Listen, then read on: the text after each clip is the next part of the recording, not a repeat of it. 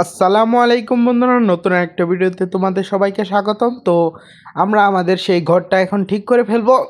এখন বলতে এটা দু একদিন আগেকার করা ভিডিও। তো এখানে আমরা নেট কিনে আনছি। এখানে প্রথম বান্ডেলটা ছিল ওই ঘরের জন্য। দেখেন ঘরের কি অবস্থা এখন।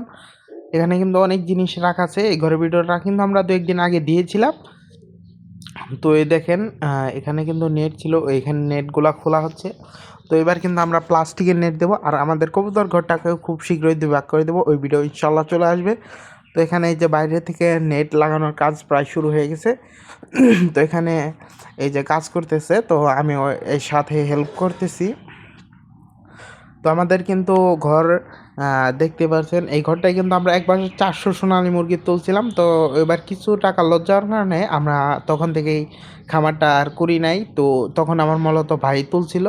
তো এখানে এই খুবটা বাদে তো দেখেন নেট লাগানো শেষ। এখানে দুই ভাগ করার কারণ হচ্ছে এই ভাগে আমরা আমাদের টাইগার মুরগির যেই ডিমগুলো বসাইছি ওই ডিমগুলা থেকে যে বাচ্চা ফুটবো এগুলো এই পাশে রাখবো, আর এই যে যেই পাশে আমি ঢুকলাম তো এখানে একটু চুনা দিচ্ছিলাম, তো চুনা দিব।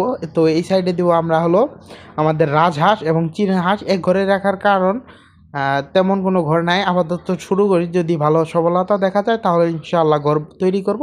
তো এখানে ছোট ছোট দুইটা ঝাপ কেটে রাখছি, যদি হয় তাহলে এই দিক দিয়ে ছেড়ে এই আমাদের কলা বাগান এটা আমাদের, তো এখানে রেখে দেব। তো 3 ভাগের 2 ভাগ দিছি মুরগির জন্য, 1 ভাগ দিছি হাঁসের জন্য। তাও হাঁসের এতটুকু জায়গা লাগবে না, এটাও মূলত অনেক বড় হয়ে গেছে। তো দেখি আগে কয়টা হাঁস হয় সেই হিসেবে। এখন আমাদের 4টা রাজহাঁস আছে, ওইগুলোর ভিডিও কিন্তু আমরা দিয়েছি চ্যানেলে। তাছাড়া ঘরের নেট লাগানো শেষ, খুব শীঘ্রই ঘরে পর্দা টানানো হবে। আর তো এখানে চুনাটা দেওয়া হয় নাই, আমরা ইনশাল্লাহ খুব শীঘ্রই চুনা এনে চুনাটা দিয়ে দেবো। চুনা দেওয়ার কারণ হচ্ছে কোনো জীবাণু মিবাণু থাকলে মাটিতে ওটাকে ধ্বংস করে ফেলবে। তো আর যদি আমরা যে লিটারটা দেবো, লিটার হিসেবে ধানের তুষ যেটাকে বলে ওইটা দেবো, এবং ওইটা আমাদের সহজে পোকা ধরবে না। পোকা না ধরার জন্য সাহায্য করবে এই চুনা।